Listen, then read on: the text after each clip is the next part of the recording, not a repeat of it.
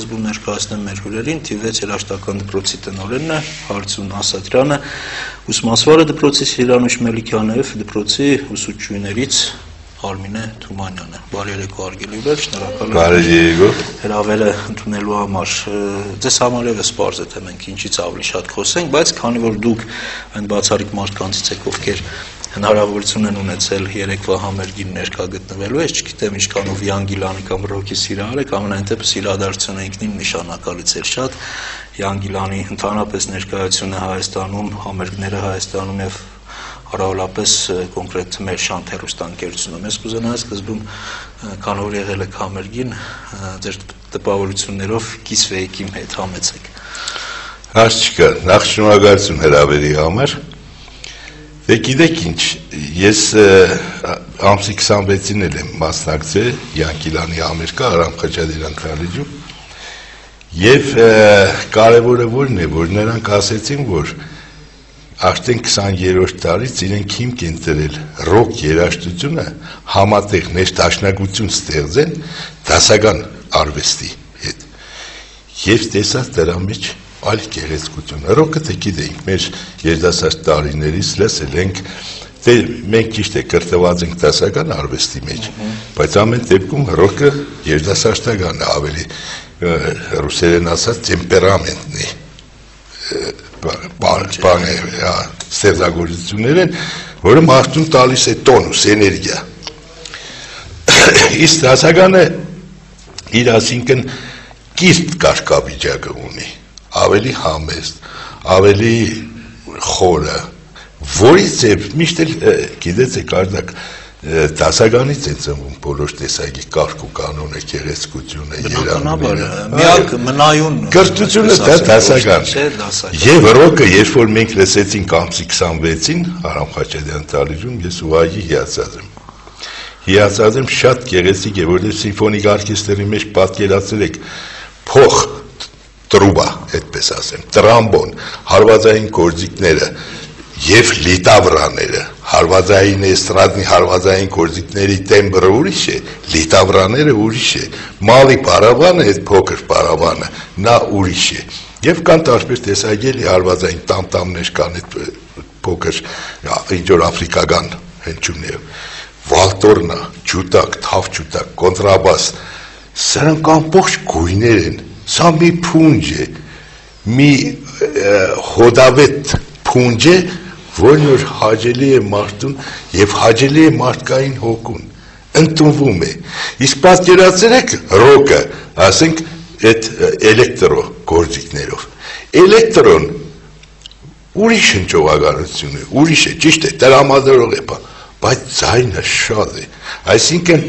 հոգնում ես գիտարի դինամիկների այդ վիբրացիայից, հոգնում ես սինթեզի վիբրացիայից եւ այդտեղ չհաշված, ասենք հարվածային գործիքը եւ բաս գիտար։ Ես ինչքան հասկացա, դուք ռոքի շատ խորը սիրար չեք եւ չեք եղել, բայց ոչ թե չեմ եղել, ես ըստունել եմ, լսել եմ, բայց թե ես իմ դաստիարակությունը, իմ կրթությունը դասականն է։ Հիմի ասենք դպրոցը ինքը դասական է, մենք ռոք արվեստը մենք այդ ժանրը չենք ուսումնասիրում, ուսումնասիրում ենք էստրադան, ուսումնասիրում ենք ժողովրդականը եւ հիմնականում դասականն է, որը մենք դաստիարակում ենք երեխաներին դասականի մեջ։ Նրանք պետք է դասականը գիտենան, որ հետո հեշտ պատկերացնեն, որտեղ բարդ է ռոքը։ Կամ պոպը, պոպ արվեստը ինչ է։ Արտասանություն, դա մեր լեզվով դասականով կոչվում է ռեչիտատիվ։ Օպերաների մեջ է կա, երբ որ նույն տոնայնության վրա արտասանում ես, այսինքն բարելն ես արտահայտում։ Լավ, պարզ է, լսենք ձեր ավելի երիտասարդ գոլեգաների կարծիքը։ Համեցեք։ Ունկնդրել ռոքի լեգենդ Յան Գիլանի կենթանի կատարումը նվագախմբի հետ, մեր ֆիլհարմոնիկ նվագախմբի հետ ինքնին գերագույն հաճույք էր, ինչպես նշեց պարոն Ասատրյանը, շատ յուրօրինակ ձևով էր սինթեզվել ռոք երաժշտությունը եւ դասական երաժշտությունը եւ շատ գովելի է, որ 20-րդ դարում երիտասարդությանը դեպի դասական արվեստը տանելու համար ռոքը հոյակապ միջոց է, ռոքի եւ դասական երաժշտության, սիմֆոնիկ երաժշտության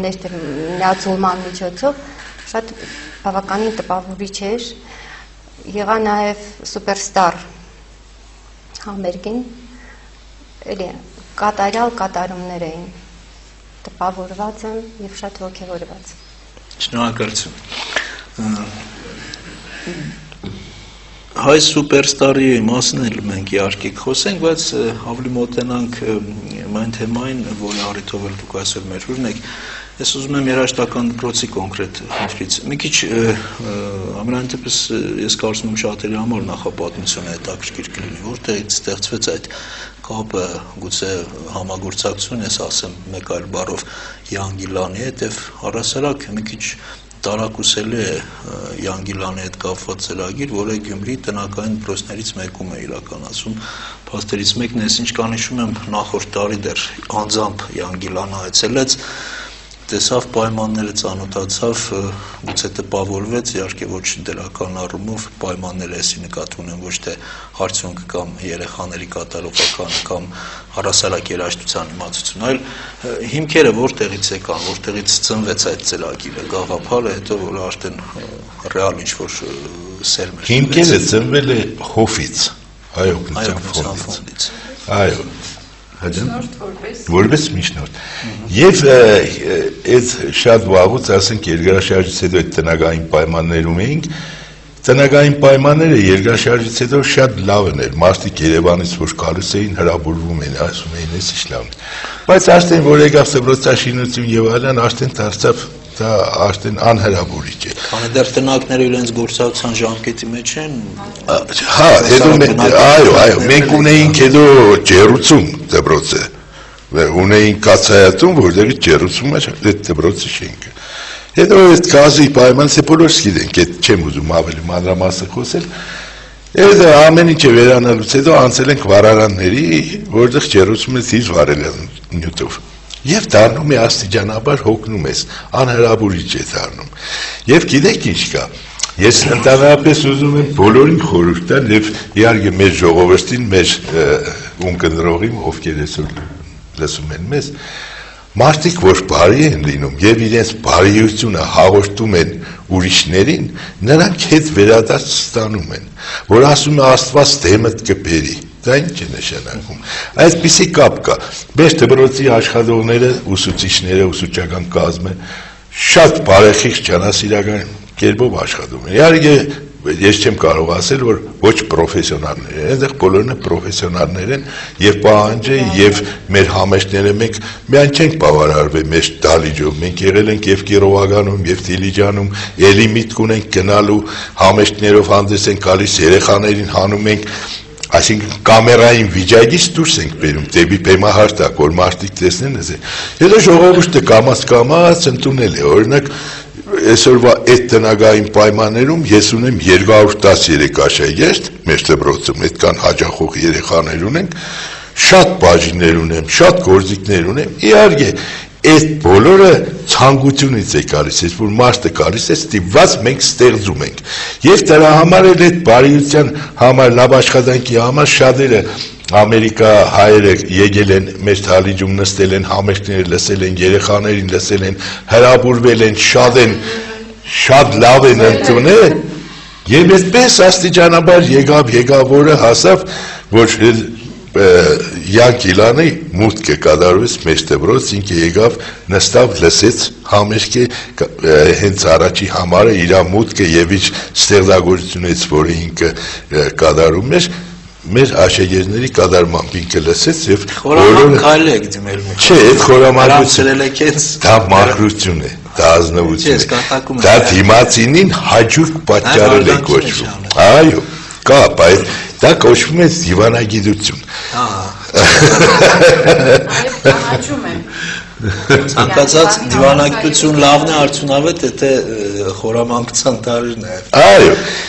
Ես ինչ եմ ուզում ասել, ես օրինակ շատ հրաբուրված եմ, որ այսօր մենք գտնվում ենք ձեր մոտ, ձեր ստուդիայում, ես հրաբուրված եմ, որ այդքան մարդիկ բոլորը, օրինակ բոլորը այսինքն ուզում են օգնել, արդեն ոնց որ ոտքի են հաստատել, նույնը ասենք Ճգնավորյանը, որ երկրաշարժից հետո կատարեց իր քայլը, թե Գյումրիի համար ինձ էլ շատ գործիքներ ինքը նվեր տվեց,